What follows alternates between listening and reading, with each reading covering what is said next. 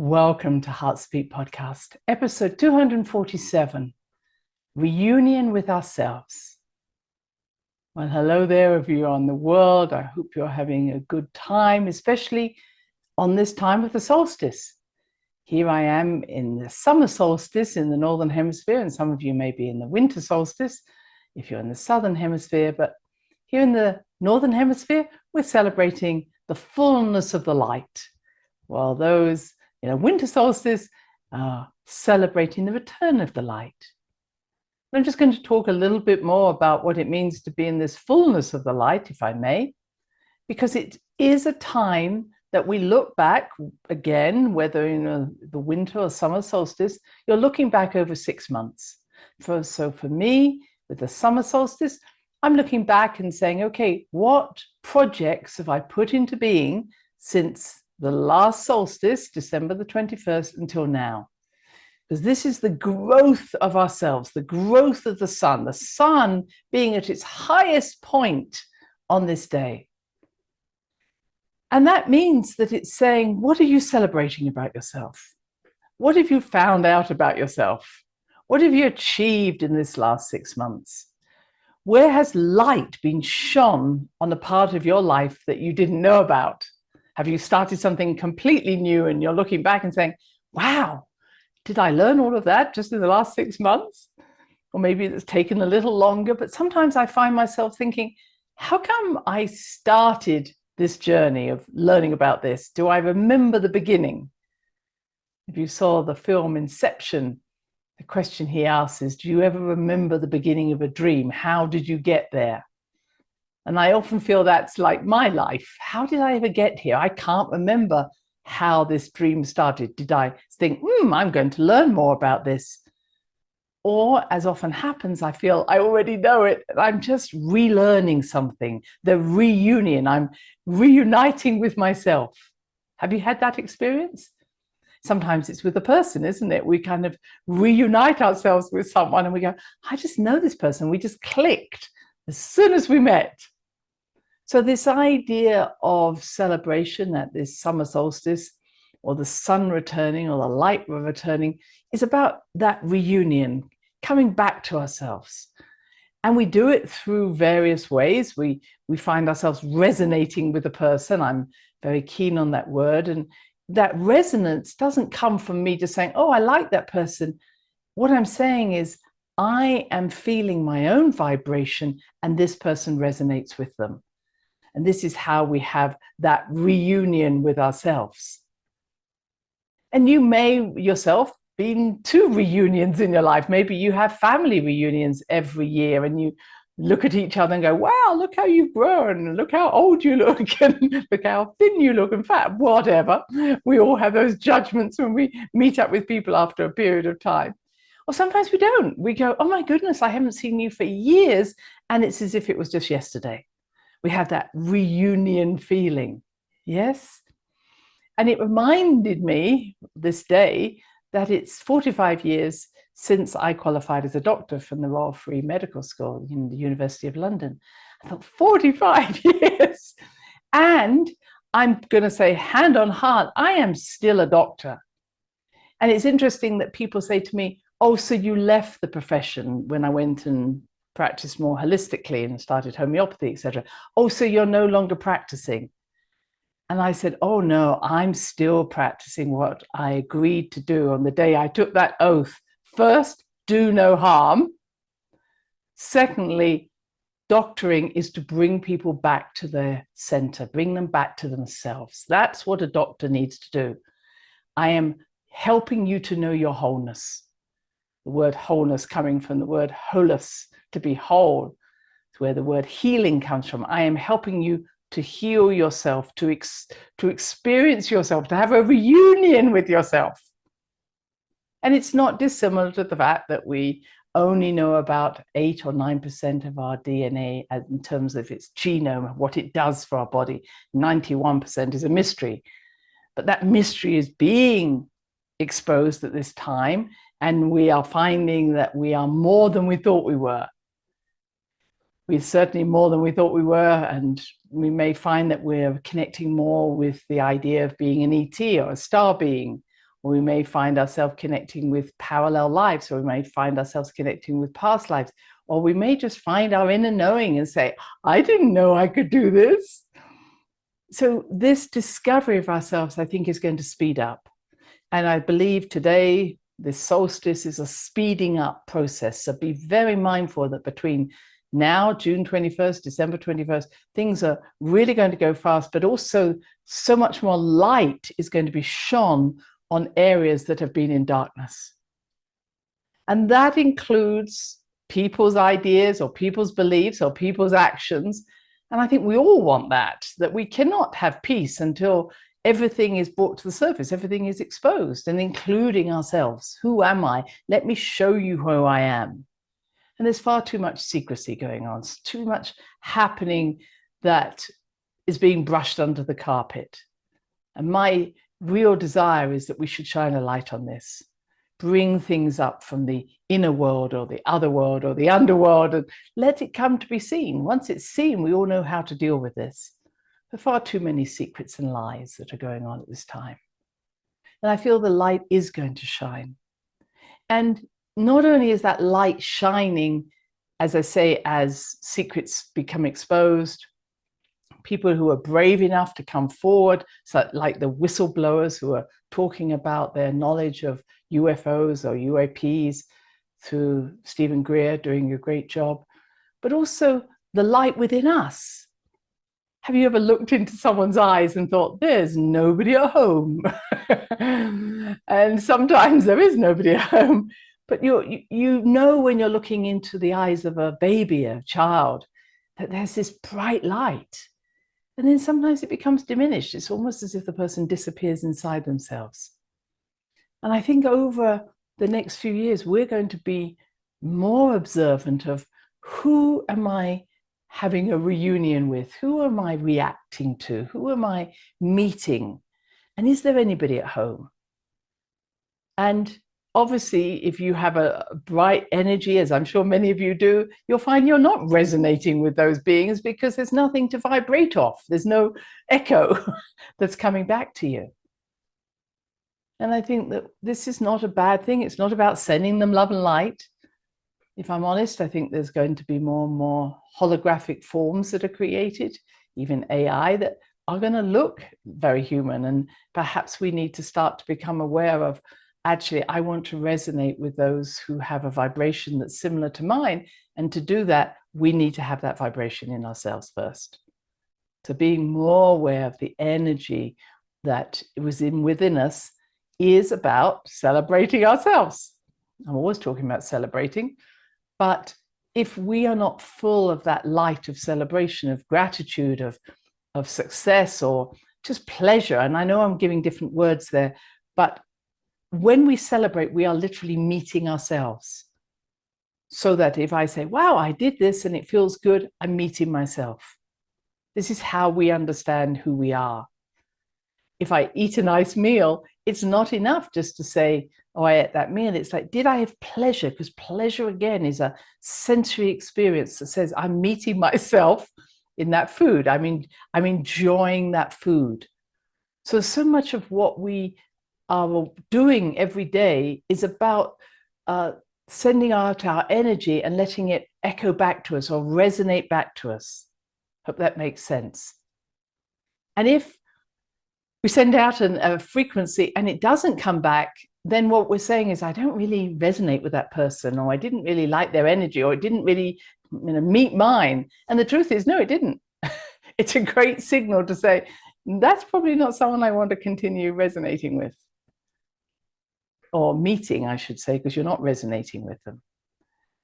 So through our lives, we are often finding ourselves looking into someone's eyes, aren't we? We meet them and we first of all look to their eyes. I know that some cultures that's not correct, but the majority of cultures, it's about, is there someone at home through their eyes? Am I feeling that desire to communicate with me through my eyes, through my voice, through my heart? Or are they choosing not to do that for whatever reason? Or is that not possible for them? And again, we all know of ways of like how to send out a little bit more love and say, hey, you want to resonate with me? Do you want to meet me? And if there's no response, we tend to pull away. And so this whole idea of celebration, this energy of light, which carries information, is building, especially at times like this, at the summer solstice, but it's really saying is bring into my life those light energies that resonate with me. And I'm using the word light not in deference to dark. I'm saying light is consciousness, light is information. So bring into my life all those lights of consciousness that help me to know who I am and to inspire me to be all that I am. And at this summer solstice, it is actually metaphysically the end of that period, because now from a summer solstice, we start to go into the darkness, and we don't go darkness negative, but we start to absorb all those energies of inexperience, and we know ourselves better. So if we're here in the summer solstice for the next 6 months, it's time of absorbing, not necessarily putting out. Although I'm not saying don't start a project, but I'm just saying be aware of who am I meeting in myself over these next 6 months. And it may be a time where you're being reflective. It's really a good thing. It's always good to be reflective. So it might be that you're reflecting, where have I got weeds in my garden? I'm a gardener, so I use those metaphors. Where have I got weeds in my garden that are stopping other plants growing? Or where have I got a big tree that's stopping other plants growing? And it's really about, where am I not letting the light shine in my own life? So it might be I'm so busy with something that I'm not giving the light to those poor little plants under my tree. Or it may be I'm holding on to beliefs that are actually suffocating the life out of new plants. So where am I stopping myself at every thought? Oh, I could do this. Oh, yeah, but it will never work for you. You know, nothing ever like that works for you. So where do we talk down to ourselves, or put ourselves back into a small box? Who do you think you are? So if your light is coming out, recognize at this time, what stops that light shining? Is it you're walking along and then you suddenly remember something that, oh, I can't be happy because someone else is unhappy. Oh, I shouldn't feel like that because I'm being mean to others. I don't know. So are we thinking more of others rather than ourselves? Are we doing more inner work? Well, now it's time to do outer work. Or maybe we're doing outer work and it's time to do some inner work. You know, sometimes we spend so much time reflecting on life, which is inner work, that we forget that there's a life outside. So there's a time for both. It always reminds me of the Winnie the Pooh stories, where Winnie the Pooh is looking for his honey, and he's going round and round this tree, but he keeps going round and round in circles. So he now sees his footprints in the snow, and he goes, oh, look, someone's after my honey. I've got to move faster. So he keeps going round and round, and then now there's a whole group of people going after my honey. And of course, it's just him. And sometimes that's what happens to us. We get so caught up in introspection that we find ourselves running away from ourselves. We actually create the fears that we went into introspection for in the first place. Where are we actually drawing into ourselves more demons than we actually need? So there's a time for the light, there's a time for the dark, there's a time for helping others, there's a time for helping ourselves, there's a time for going inwards, and there's time for enjoying the resonance outside. This is a wonderful time of, as I say, reunion, reflection, reunion. And it reminded me, going back to my days as a doctor, or as a qualified doctor, that I think it was 20 years on from, yes, it was 20 years on from the time we qualified, that we had a reunion at our medical school. And I have to say that by then I had written a few books. I was very much out in my holistic world. I was an iridologist, a homeopath, did nutrition. I had a radio program. There was a lot going on in my life. And I really had moved quite away from what we might consider orthodox medicine, even though I had spent quite a lot of time in there as well. And I thought, as I was going to the reunion, oh my goodness, what will people think? They'll all be telling me, oh, I'm still doing this as a consultant or that, and I'm going to be telling them about my more holistic world. And I suppose I was judging that as being not so valuable, that I'm honest.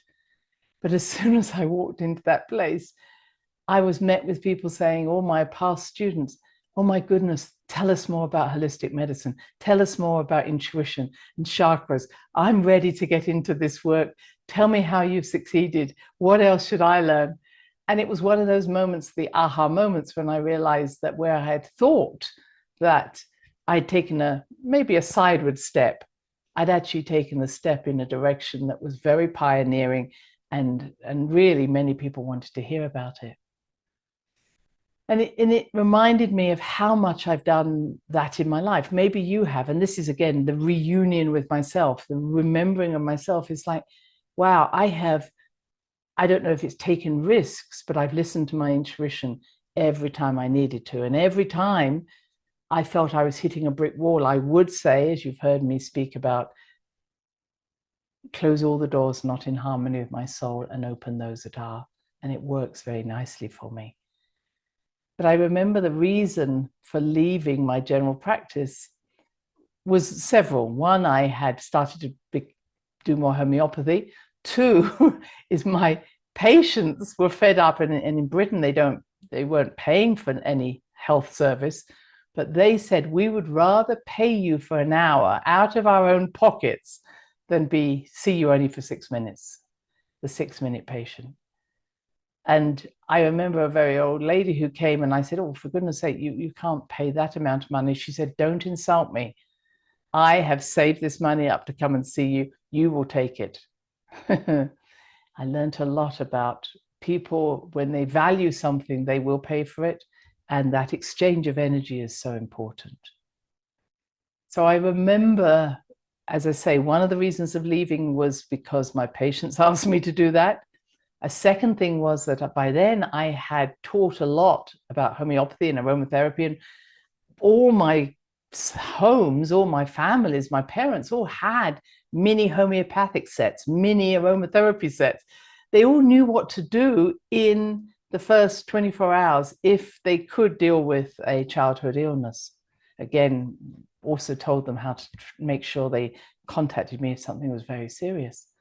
But I'd almost felt I was making myself redundant. And I remember that I thought at the time, 80% of my patients were on treatments. And really was a case. I'm saying the ones who, the older patients were much more often on treatments. And I often used to say to them, just keep taking the tablets. I mean, that's the saying we use. And I thought, this isn't making them whole. This is making them dependent on a treatment. It's not actually changing them. It's just suppressing the symptoms. And we still do that to a huge degree. Not only do we suppress symptoms in the orthodox world, we actually cause symptoms that were never there in the first place. And when I did leave, I got 50% of those patients off all treatments using homeopathy, nutrition, and counseling, because once you are well, you don't continue taking homeopathy. It's only while you have symptoms. But just going back to my leaving, I remember my manager coming in and saying, oh, Christine, we've done so well for whatever reason.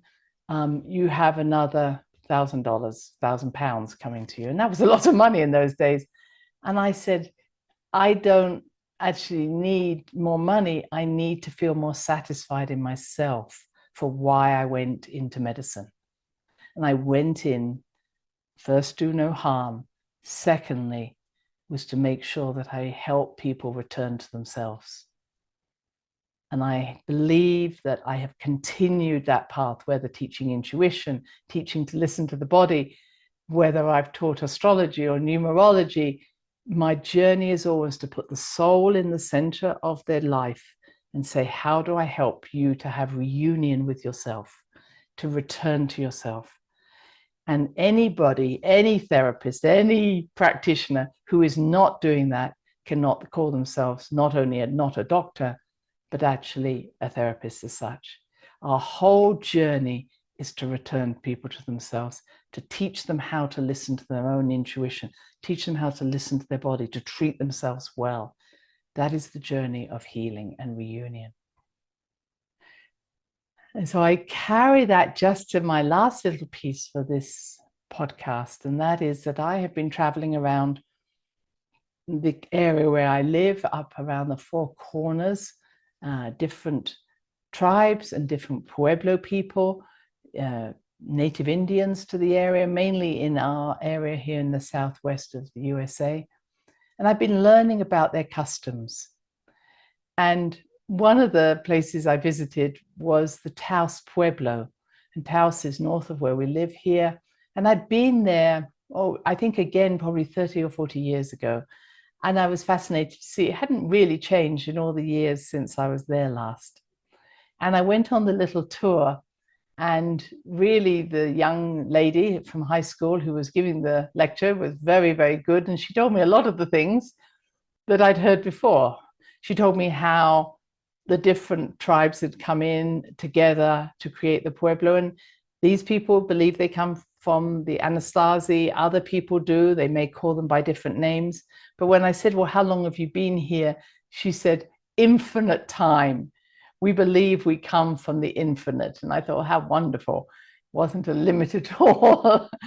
So they believe they come from the land, from within the land is theirs. And for the Taos Pueblo, they believe they come from what's called the Blue Lake, which is in a very mysterious place in the mountains of New Mexico. And nobody's allowed to go there. And they only, back in 1970, were given back their land to do their sacred processes because it had been taken from them. But they believe that they come from these waters, they become from the land. And this really ties into a lot of traditions who believe they come from the water or from the inner worlds. And she was sharing the water that they drink, and that comes from that lake. And she was showing how they dry food and how they make food.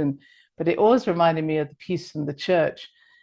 She says that they were there, and then first of all, the Spaniards came and brought Christianity, Catholicism.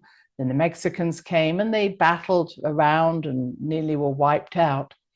But I remember one of the stories was that the Catholic priest came and said, you cannot do what you're doing in terms of burial, because what they were doing is that when someone died, they would bury them in the earth to earth, ashes to ashes, without a coffin, because they wanted them to be able to return to the earth as soon as they could. And what they would do is they would put them into the ground. And this is very similar to what I've heard in the Mayan culture and sometimes in the Inca cultures. Many of these different cultures have similar energies, that once you put them in the ground, you'd put a cross on top of them, a stick at least, and you would have different colors depending if you were a young person or old person. And when the stick fell over, the cross fell over, it meant that you'd gone. So you could bury someone else on top of that stick, or under that stick, I should say. I just love that. And I remember as I walked into the church this time that they had this one coffin. And I remember being told that when the Pueblo people heard that they should bury someone in a coffin, they were so disgusted by this. They said, well, why would we do that? That would stop them having that experience. And so what they had, and they had it in the church now, this one coffin. So for the ceremony, they place the person in that one coffin. They take them to the earth, then they just take them out of the coffin, put them in the earth. And so they continue around their ways, which I just love. It's like, how do we adapt to people's beliefs and ways without getting trampled upon? And it reminds me of one other story, which was where the Catholics had gone into, I think, again, I'm thinking this was probably the Maya lands, and they were told that you now need to worship inside a box. It's called a church. And prior to this, the people had worshipped out in nature, because that's where, of course, they saw the world. They said, God is in everything. God is in the trees. God is in the rocks. God is in the water. We don't need to be inside a box to be able to worship our God. So the Catholics said, no, you have to come to this church. You have to come here. And so what they did was they brought all the trees into the church. So if you go into one of the ancient churches there, literally the place is full of trees.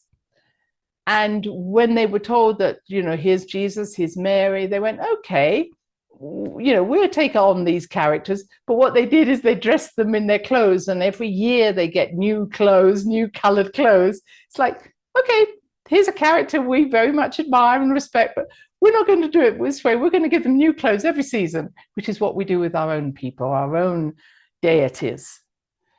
And the last church I went into that I'm thinking was just north of Palenque, not only did they have trees in there and they had all these figures all dressed up, but they also had the medicine men sitting on the ground. There were no chairs. So the medicine men were there, and they had candles in front of them. And in front of the candles was a bottle of Coca-Cola, because they felt that if they burped, then they got rid of spirits. And this is what the person who wanted healing would bring. They'd bring them a bottle of Coke and often a dead chicken as an offering to the medicine man.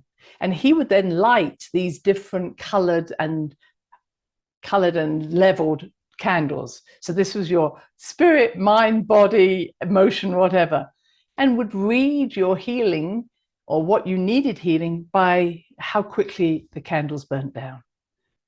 And then he would obviously breathe out the spirits that were stopping you having your full life, and et cetera, et cetera. Now, I finished with that because I just want to say that so many times people say, oh, these are all just myths. These are, how can they be so crazy to think that candles can tell you this, or that burping will help? I don't think it's for us to actually question that. I've heard the craziest stories as a doctor of people who believe this is why they got sick and this is why they got better.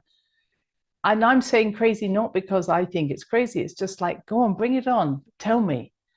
Because it's probably got a real truth. And even if I might not understand that truth, if it vibes with you, if it resonates with you, then it's true.